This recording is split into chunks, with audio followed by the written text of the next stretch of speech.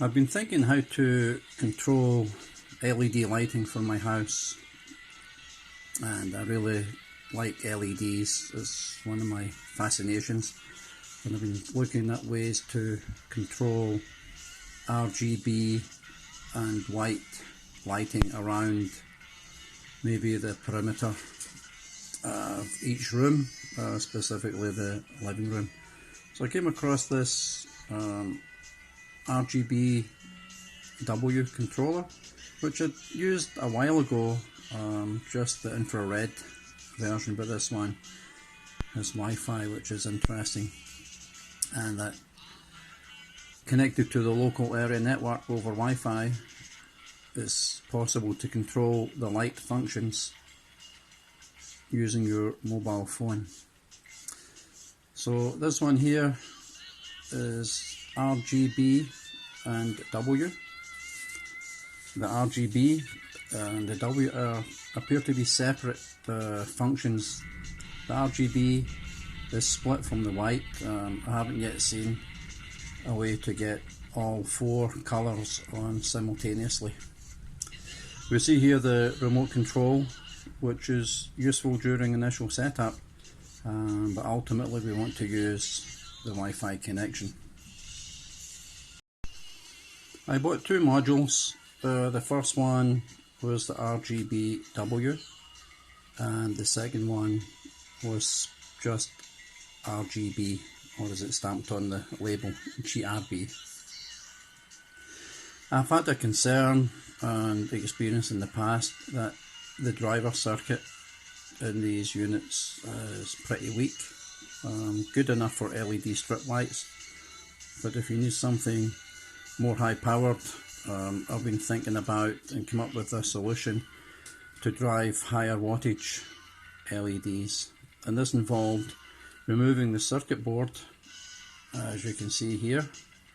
This one is the RGB with the flying lead there, which is an IR receiver for the remote control, and I removed the power cable and replaced that with what will be connections to plus and minus 12 volts through two diodes, really to protect for short circuit, because I inadvertently crossed the power on the previous module and fried the chip.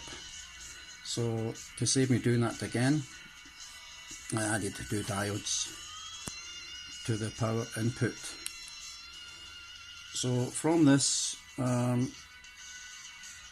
I concluded that, as you can see on the label, plus 12 volts is fed to the LED strip, and the LEDs are switched to ground through an internal MOSFET on each circuit. So I will try and build a driver around this, which will switch to ground the signal. I come up with a circuit design which is 4-port, red, green, blue and white, and I built it on a PCB size of 100 by 100 millimeters, and that's typically the size for online PCB ordering. So I had a box, a waterproof junction box which I'm using, which is 100 by 100. I excluded the corners from the board because of the pillars, screw pillars inside the box, so that gives clearance there. And there's 4 mounting holes which line up with the posts inside the box. As you can see here, I've went kind of north, south, east and west with the red circuit and the green circuit and the blue and the white. Here I've put the input for 12 volts and ground, and in this corner I've put allocation for the Wi-Fi RGB controller, which will accommodate either the RGBW or the RGB.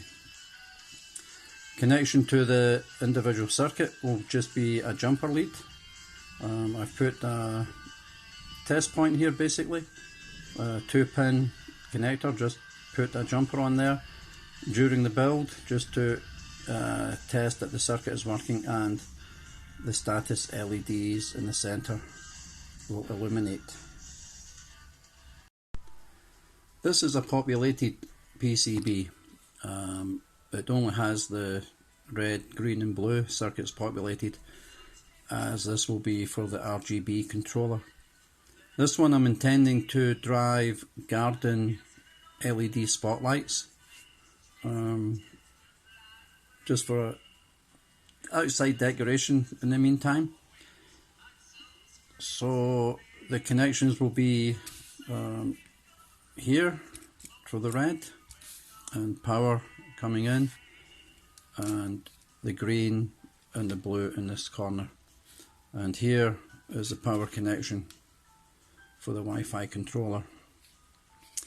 The drive comes from an optocoupler, which is switching on a power MOSFET and then taking the LED to ground through the MOSFET. And so far it seems to work pretty well.